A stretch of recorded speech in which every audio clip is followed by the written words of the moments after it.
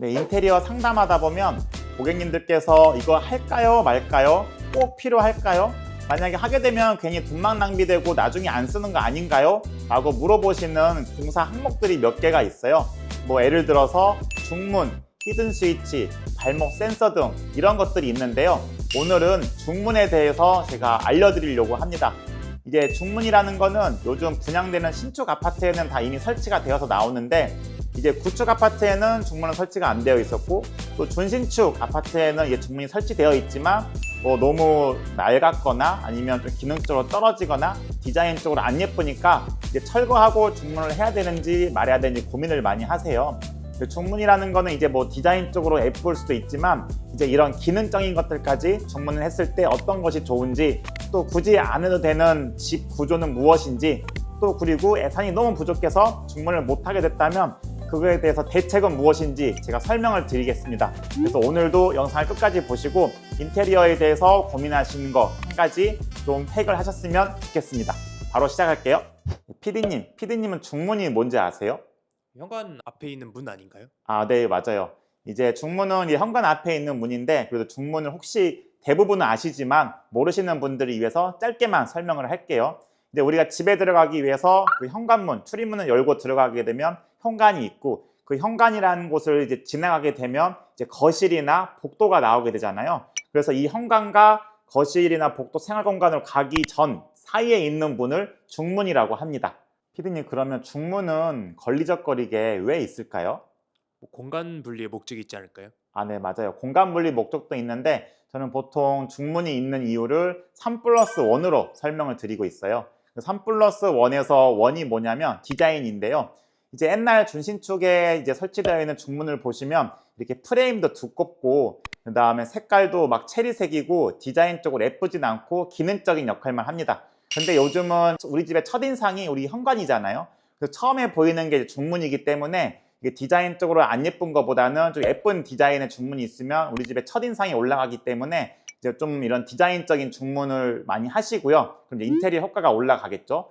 그리고 나머지 3+1에서 세 가지는 이제 기능적인 부분들을 말씀을 드려요. 뭐 첫 번째는 외풍을 막아주는 효과가 있다. 두 번째는 뭐 소음을 차단해주는 효과가 있다. 그리고 세 번째는 사생활을 보호해주는 효과가 있다고 하는데, 제가 이 세 가지에 대해서 또 설명을 추가로 드릴게요.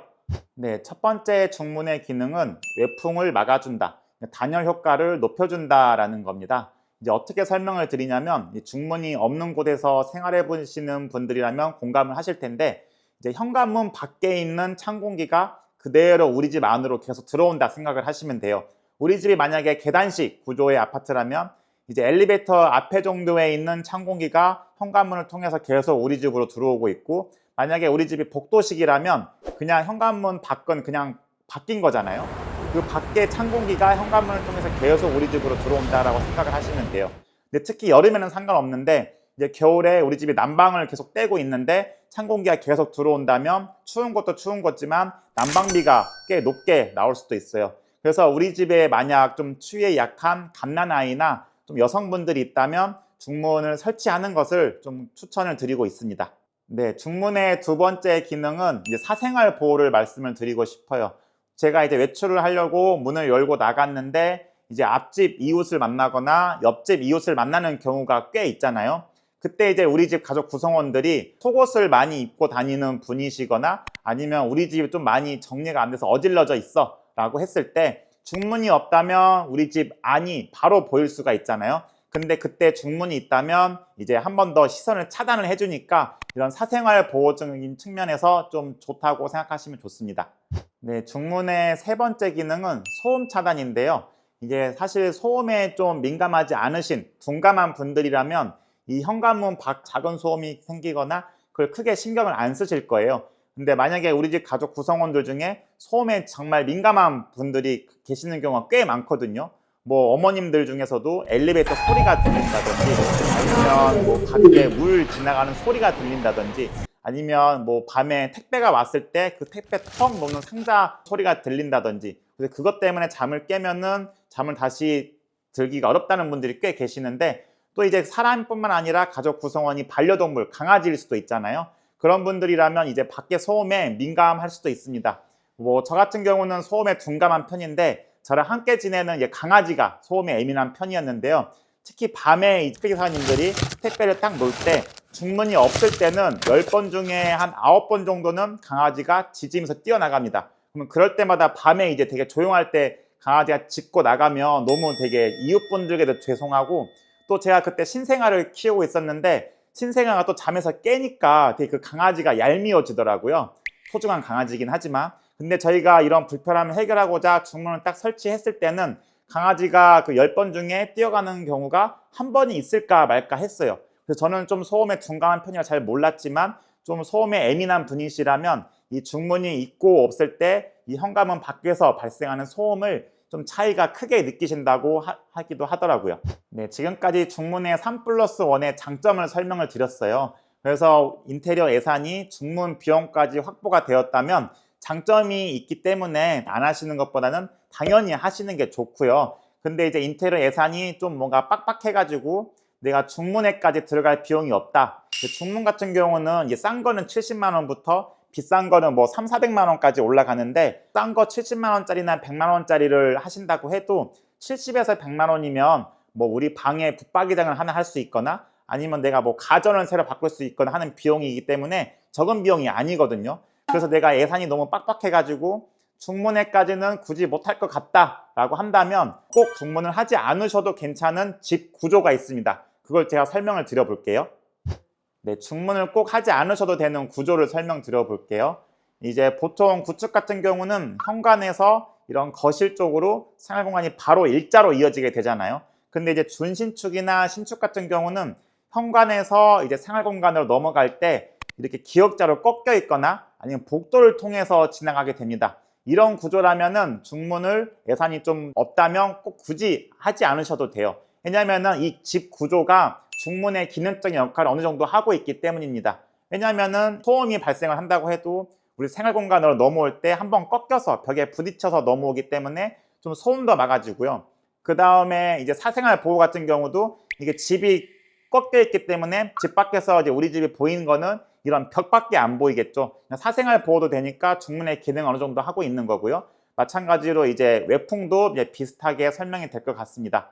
네, 그래서 이런 기역자 꺾인 구조가 중문의 기능을 100% 대체한다라고는 말을 못하지만 어느 정도 도움이 된다라고는 말씀을 드릴 수가 있고요. 그래서 요즘 이제 구축 아파트들을 인테리어 할 때는 이제 신축처럼 만들기 위해서 이 현관에서 거실 부분으로 바로 일직선으로 나가는 게 아니라 현관에서 바로 앞에 있는 데는 가벽을 세우고 그 생활 공간으로 들어가는 곳을 옆으로 바꾸기도 합니다. 그러니까 이제 구조를 신축처럼 안 되어 있으니까 신축처럼 바꾸시는 거죠. 그런데 내가 인테리어 하려는 집이 이런 기역자로 꺾인 구조도 아니고, 그리고 나는 중문을 한 인테리어 비용도 부족하다. 그럼 나는 어떻게 하냐라고 또 이제 물어보시는 경우도 또 많아요. 그래서 이런 분들께는 제가 걱정하지 마시라고 말씀을 드립니다. 왜냐하면은 지금 인테리어 예산이 너무 한정적이고 부족하다면 중문을 꼭 지금 하지 않으셔도 돼요. 이제 인테리어 공사라는 게 공사를 하면서 꼭 같이 해야 되지만 하는 공사가 있고, 인테리어 공사가 다 끝나고 해도 뭐 추가 공사나 추가 비용이 발생하지 않는 이제 공사로 나뉘게 돼요. 중문 같은 경우는 이제 후자에 속하는데요. 인테리어 공사가 다 끝나고 뭐 1년 뒤에 중문을 설치하신다고 해도 추가 공사나 뭐 추가 비용이 더 발생하진 않습니다. 그래서 지금 인테리어 예산이 너무 한정적이다면 중문은 나중에 생활하시면서 꼭 필요하다고 느끼실 때 하셔도 되는 공사니까 지금은 그냥 넘기셔도 될 것 같아요. 네, 지금까지 그 중문을 할까 말까 고민하시는 분들께 좀 도움이 되는 정보들을 정리해서 알려드렸고요. 이 영상을 보신 분들이라면 이제 인테리어를 준비하시는 분들이 많을 것 같아요. 제가 어떻게 하면 인테리어 비용을 최대 2천만 원까지 아낄 수 있는지 정리해 놓은 영상이 있습니다. 궁금하신 분들은 제가 아래 고정 댓글에 링크 남겨둘 테니까 꼭 눌러보시고요.